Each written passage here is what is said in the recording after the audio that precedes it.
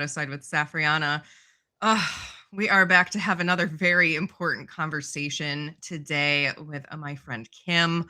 We are going to be talking about extractive empowerment and how sometimes self-care really does have, well, self-care, self-work, self-development, self-help, all of those self things do have a shadow side, and it's important to be aware of that. So before we fully dive in, Kim, would you be so kind as to introduce yourself?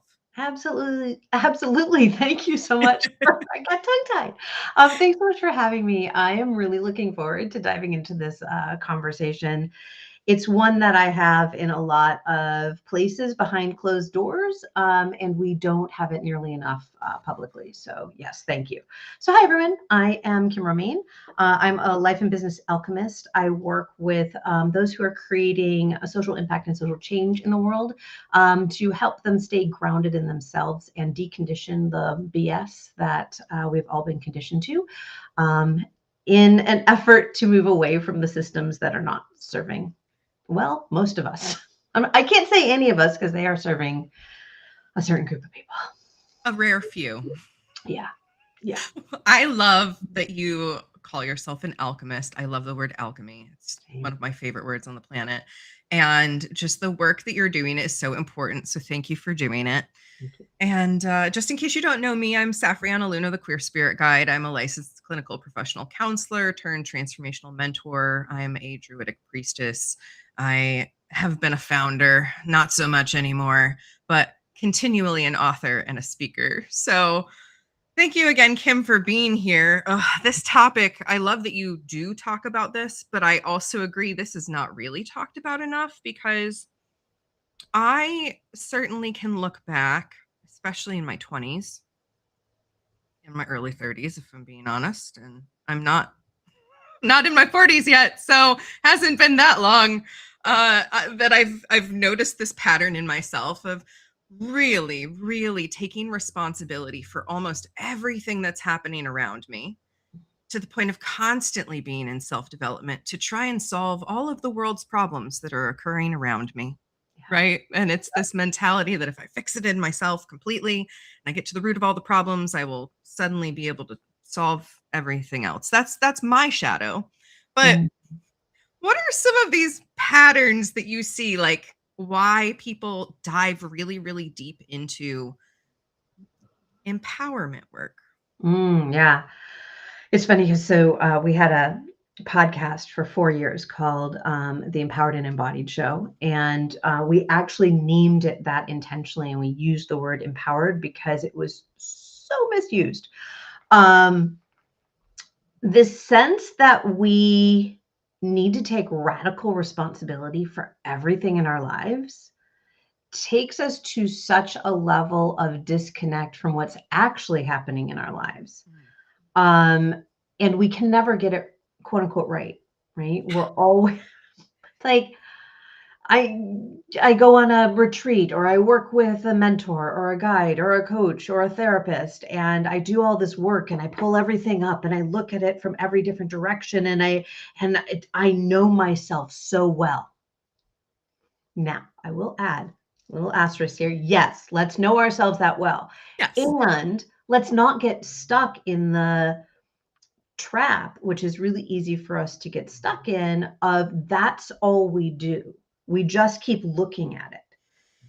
There's, I think, almost a failure to launch, right? It's like it's this missed opportunity to implement what we're learning and to then experiment and be really curious about what comes from what we've learned.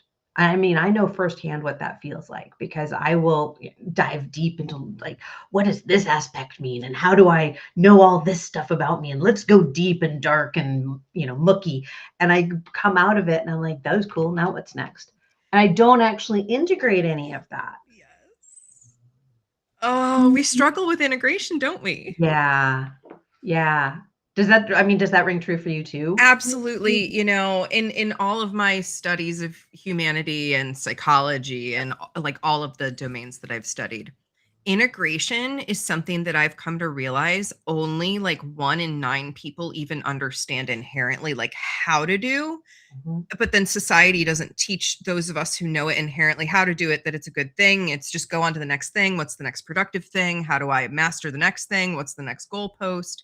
This constant expansion, right, of Yeah, yeah, ourselves, which, oh man, it's like manifest destiny in ourselves, just plowing ahead with no regard for our inner landscape and the parts of us that are in there that need that integration and need that attention perhaps before we barrel on to the next goal. yeah. To slow Absolutely. down just a little bit, right? Yes. And just say, "Okay, what did I learn here? What do I know now that I didn't know before? Is this right for me? Like, what I just learned, does this even resonate with who I am now?" It may be some future self, it may be some past self, but maybe it doesn't resonate with who I am now. Maybe it needs time to figure its shit out. Yeah, and we're constantly growing and changing, and so we do need to loop back around to make sure that things that we even have integrated are still landing. But again, going back to that integration piece, we so rarely do that. The Dunning-Kruger effect, Yeah. the idea, I really just recently kind of it landed for me what that meant. And it's this idea that we learn something cognitively. Mhm. Oh, that's yeah, it's good to do self-care, right? Mhm. And then we do self-care once and we're like, that was great. I've mastered it. And now I don't need to continue to do it. Like that's what the Dunning-Kruger effect is. We think Right. we've mastered something when we've only really applied it once. That's not integration. Integration is I can continue to apply it and it advances me. Right. Instead Right. of you kind of describe that like endless loop of just being in the same like the same reflection process over and over and over and over again. Yeah. And I mean, so I love a good therapy session. I've done therapy my whole life, and I also got to a point where I said, "This can't be all I'm doing," Mhm. because all I was doing was keep bringing stuff up. And I mean, if we take that into a not so pleasant space, right? When we're regurgitating, like if we keep going, we're empty. We don't Mhm. have anything left. And then we're like harming our organs. And it's the same thing in a spiritual and an emotional capacity and an energetic capacity. If we just keep going, if we keep pulling from the depths without pausing, now we're doing damage. Oh, yes. That's really like yeah, graphic shadow imagery there. That is so You're true. welcome. If you yes, I love it. Like I've never thought of it that way, but you're so right. Like the emptying of oneself out to where you're depleted because you've excavated the shadow so much. And that's why I really teach what I call the shadow light dance, which is more of an infinity loop. We dip down, we come back up. We dip down, we come back up. Like not this constant thing. And I think that that's the big shadow side I see in so many people that are trying to do self-development work is it is 24 fucking 7. Yep, yep, yep. Yeah, Relentless. yeah. And I've been there, right? So no shame, no Right. blame out here. Like we're calling it out so that people can recognize, oh no, like getting stuck in that, there's no room to breathe. Mm-mm. There's no room to breathe. There's no room to grow. There's no room to connect with others. I mean, there's just no room because that it is all encompassing. It's all encompassing. And I think about the times when, so I'm in my 50s. So having gone through this a time or two, um, right? I think about those times where I feel like, no, but if I just know one more thing, no, but if I just understand this just a little more deeply, then I can come up for air. Then everything will be right, sunshine and roses on the other side, versus understanding there is that infinity loop. Like just because you go down and learn it doesn't mean you're not going to go down and learn it in a different way. And I mean, we keep doing that because we have new information and we have new capacity, but we aren't going to grow in that lesson unless we began implementing some part of it. We're just going to keep pulling that same shit up time after time after time. You know, I teach it as this. we want to go in the upward spiral, not the downward spiral, right? And on the spiral, no matter where you are, a spiral is a circle shape, Mhm. and like a circle, it's a compass, and there is a north. And one of those north points in our life is what I call trauma north. We are always going to circle back to a trigger. We're always going to circle to a time or a memory or a place or a person that's going to dredge something up in us. And what you're describing was what I describe as being another ring up on the spiral, looking down at, oh, I've already been here. Look at how much I've learned and I've grown. But the trap becomes when, yeah, we're not integrating. And Mhm. so we're still in the same problem, and we're trying to avoid that trigger or trauma. What do you, yeah, what happens Which when we one is just avoid? gonna smack your head upside the head? Yes. Yeah. And when we avoid, it really comes at us Sideways. sideways. Exactly, sideways, exactly. Right. I mean, and so I play a lot in human design and use a lot of tools in astrology with my clients as well as many others. But this idea of a core wound and that we can actually get some information around our core wound. What is this thing that we are here? One of the things, but one of the bigger things that we're here to kind of learn over and over again. And one of the lessons that I have to repeat myself on quite frequently is, but I just learned that. Yes. And now look at how the situation is. What did you learn as you came out of that? What did you understand about that wounding that either was triggered in this lifetime from birth on, or potentially even in previous lifetimes? Like, how are we working with that, and how are we healing it, and where are you in that process? And one of the things I remind people is, if you've healed your core wound, you're done. Here you go. You've done your job. As my friend Dr. Bird says, then there's nothing left till your life is done. It's just done. Congratulations. Yeah. So keep working on it and you keep going. Yes, there's a I called it, and I've written about this before. I called it healed and healing, Mhm. because we can get to a point where the core wound, like, we've acknowledged it, we've worked with it enough that we've healed enough of it to see it and hold it in the future. We don't have to do the avoidance thing and the running away and the shoving it down in the shadow anymore. But when it comes up, then we do some more healing. Like, yes, it's healed enough to be with, but it's still going to be healing, because, yeah, when we're done, we're done. And Mhm. we don't want to be done. No, no, absolutely not. Yeah. I mean, I liken it to a scar because so I have, when I was almost 3 years old, I was hit by a car, and I have a scar that runs from my wrist to my elbow on my Yeah. right arm. And I still have it. It's very light still, but it's still there. And it doesn't hurt anymore, it doesn't itch. But there was, into my teens and maybe even early 20s, like if I got a sunburn or something, it would be affected. It's far less affected now, but it's still there. It's still part of me. So it is, while it is healed, I still have remnants from that accident that show up in other ways in my body Yeah. and in my psyche.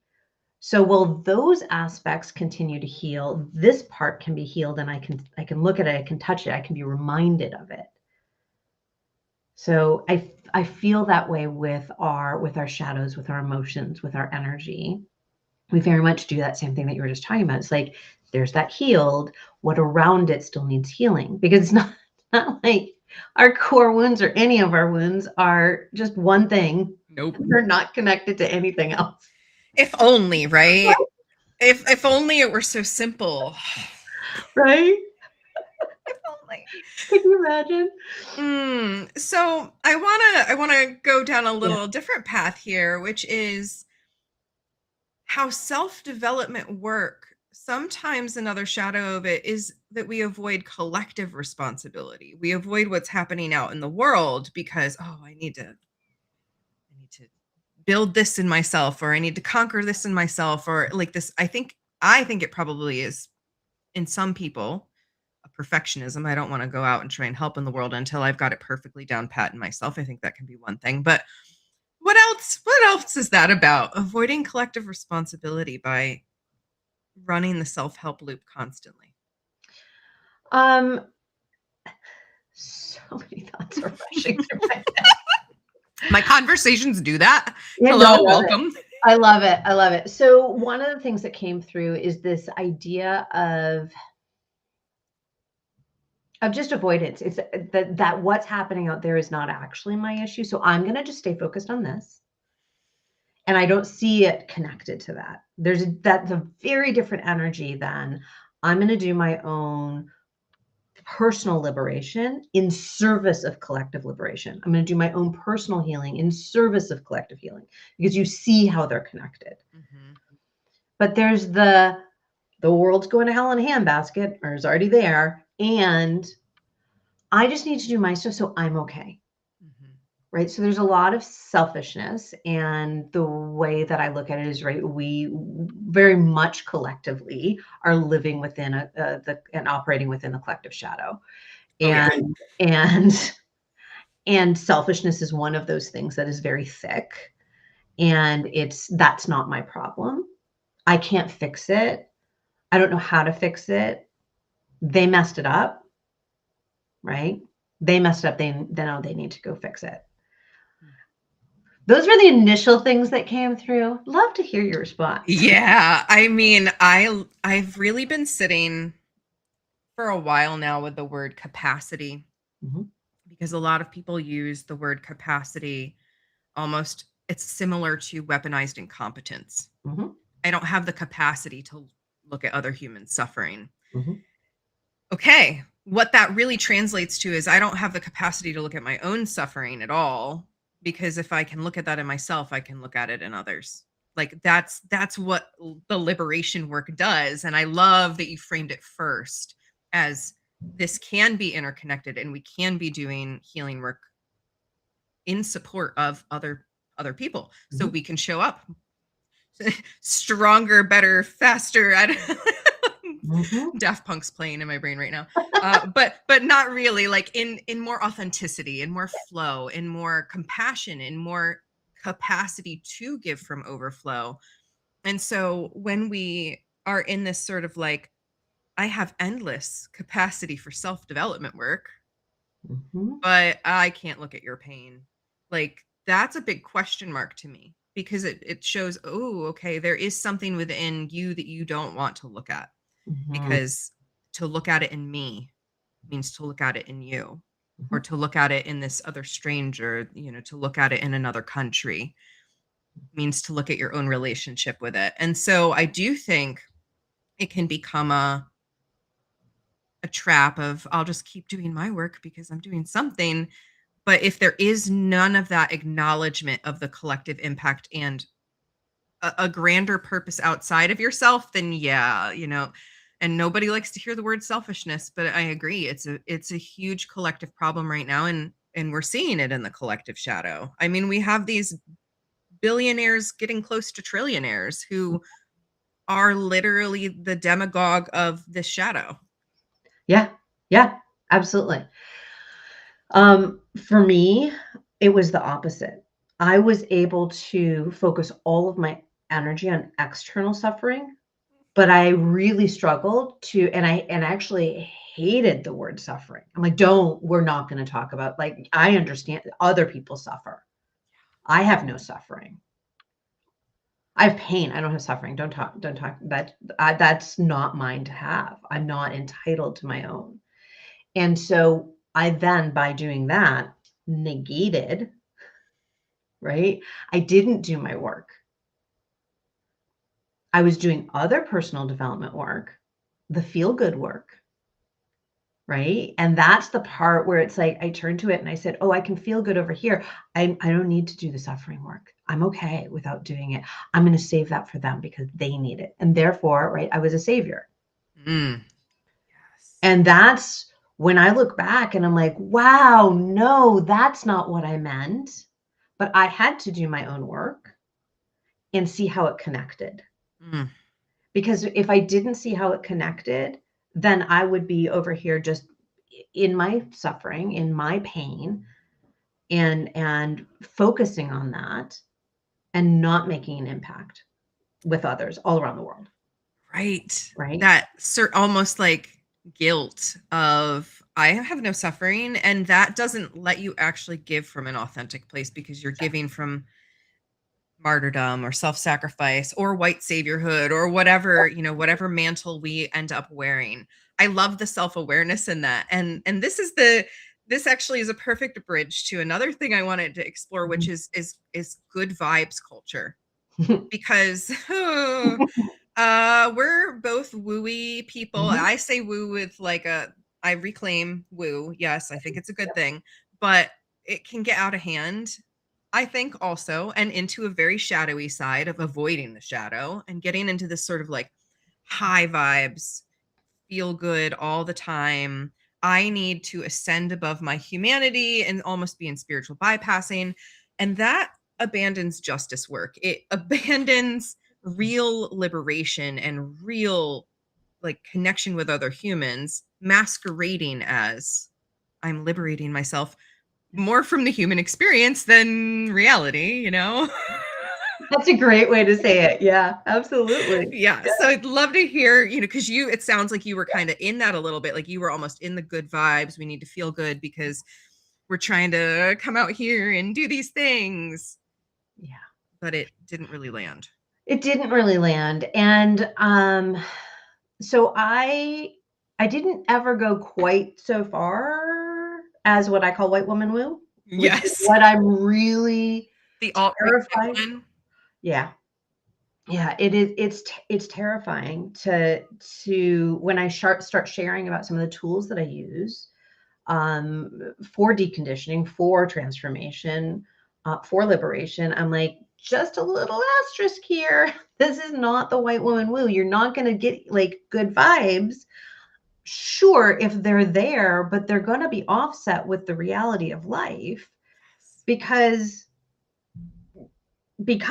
and so I do struggle. I struggle with religion. I struggle with deifying anything. I struggle with the concept of ascension, even though there are aspects of it that I very much am intrigued by and am curious about.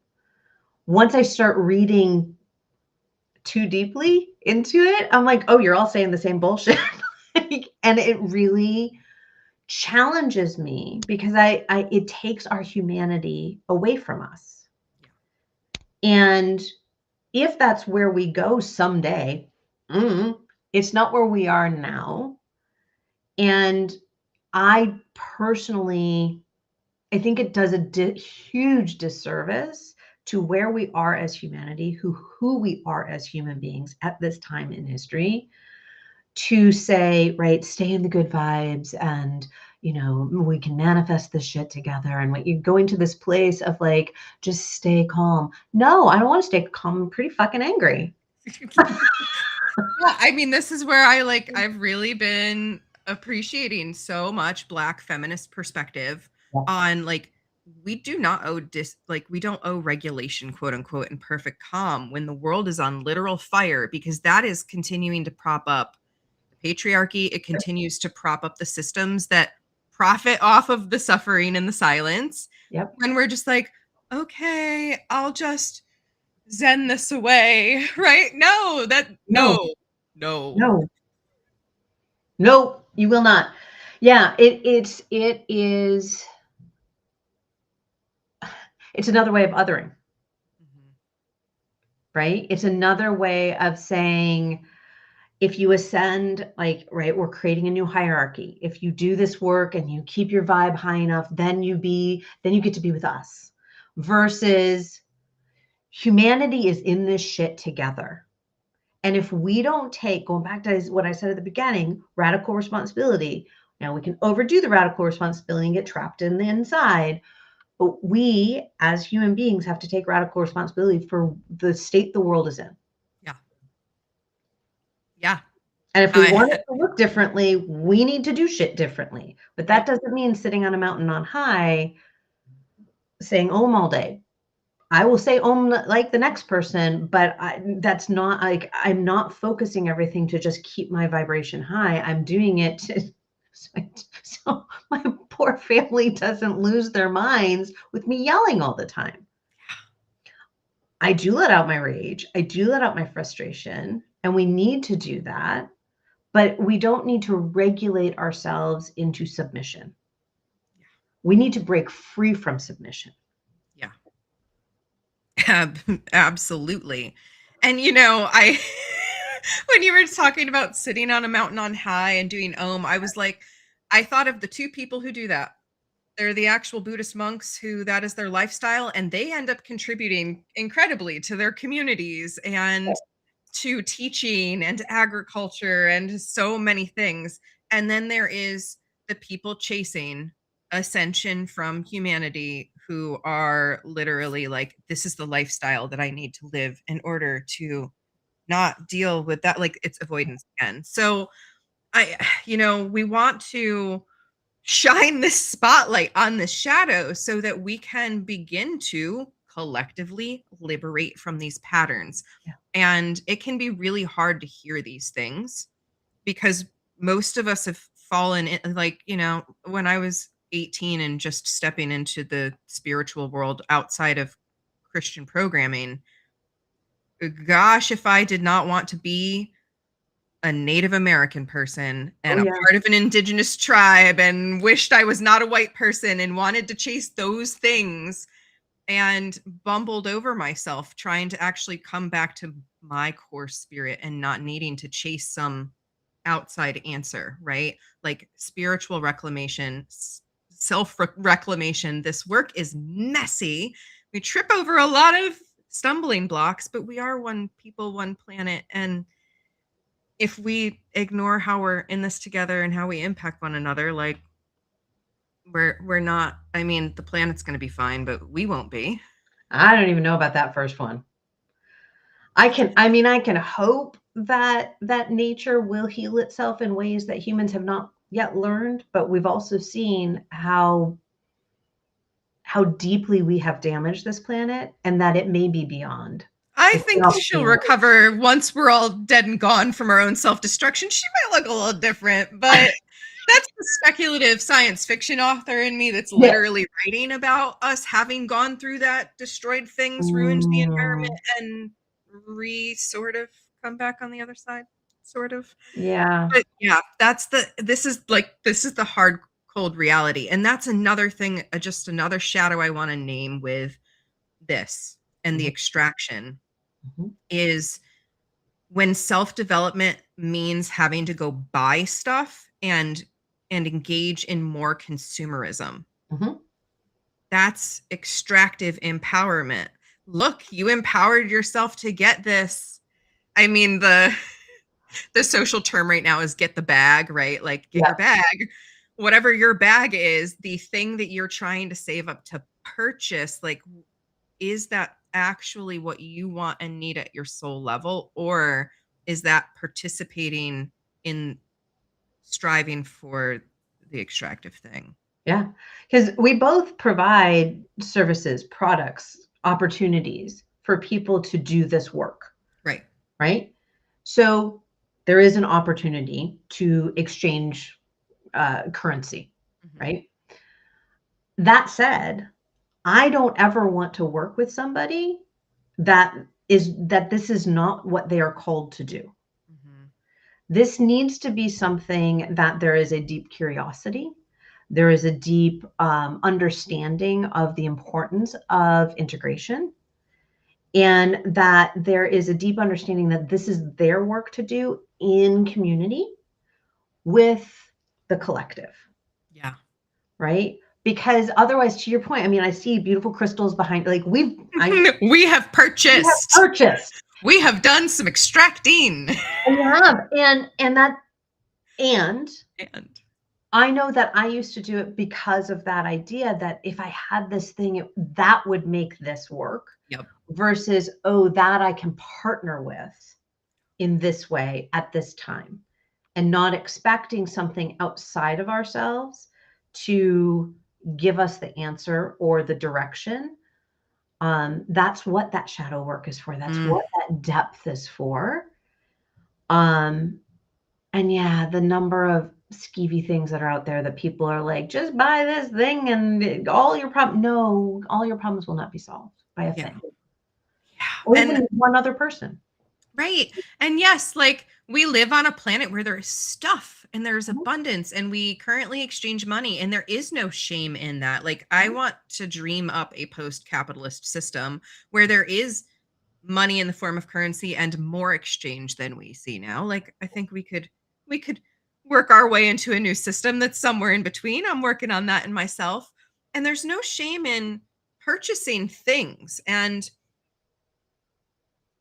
gathering stuff.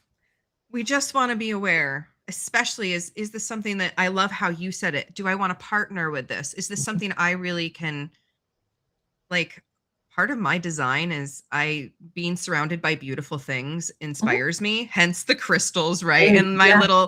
my beautiful little decorations that I've gathered and art pieces Mhm, I've made and things I've made myself. Like that is worthy and that's important. And if you're like, "Oh my gosh, I need to buy this thing over here because I was told I needed to be good, to be right, to be successful, to be professional, to be whatever." mhm. Let's ask some deeper questions. Yeah, Yeah. yeah. So that is the deeper question in this. I think the deepest question is how do we discern the difference between true empowerment that really transforms us, helps us integrate, move forward, expand in that spiral? What's the difference between true empowerment and extraction? Mhm. How do we tell the difference? Yeah.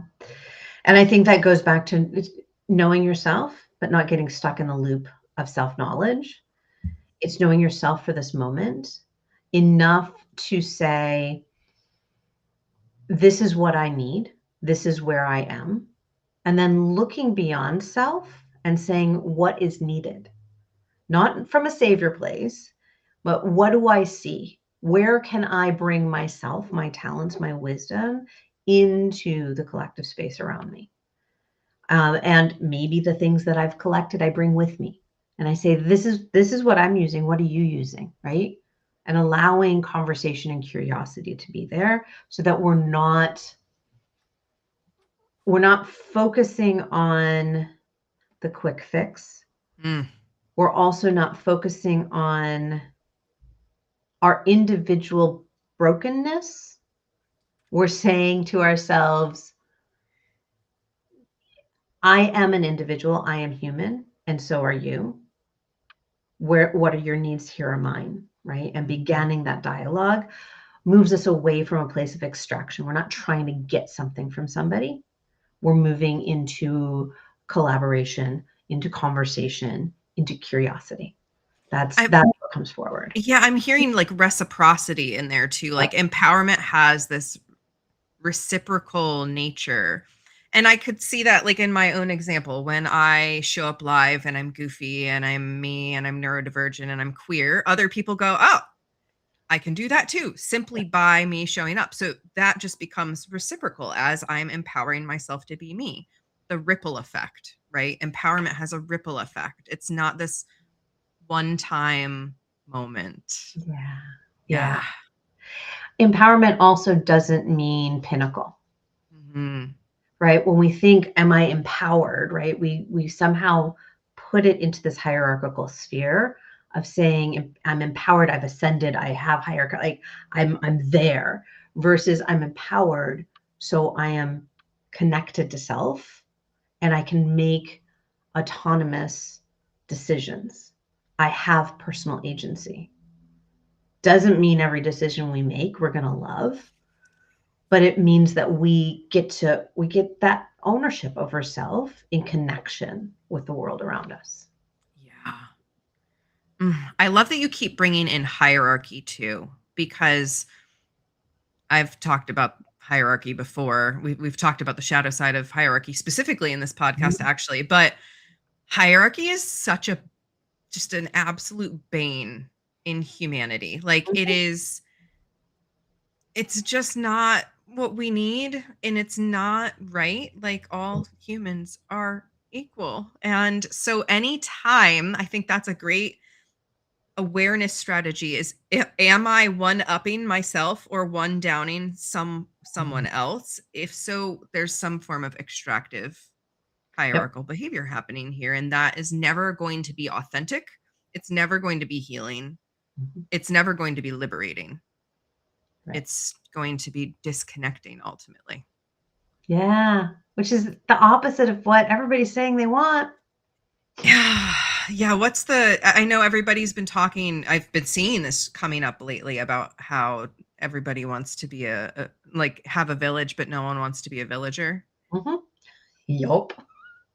That's this work, like empowering ourselves to actually have the capacity to show up with other humans and to Mhm. have hard conversations and to look into our own shadows with compassion. Like, these are difficult things, sure, Mhm. but they're worthwhile things. Yeah, absolutely. Oh my goodness, yes. Yes, and it's why I love the work that we both do in supporting others to find their way to that, because it is an opportunity to see the parts of self that society has told us we shouldn't look at Yeah. or shouldn't even exist. Mhm. Yes. Mm. Snaps. We are just encouraging you to reclaim the truth of who you are, and there's so many tools that we both use. You know, Kim, if people want to connect with you, what is the best place to connect with you?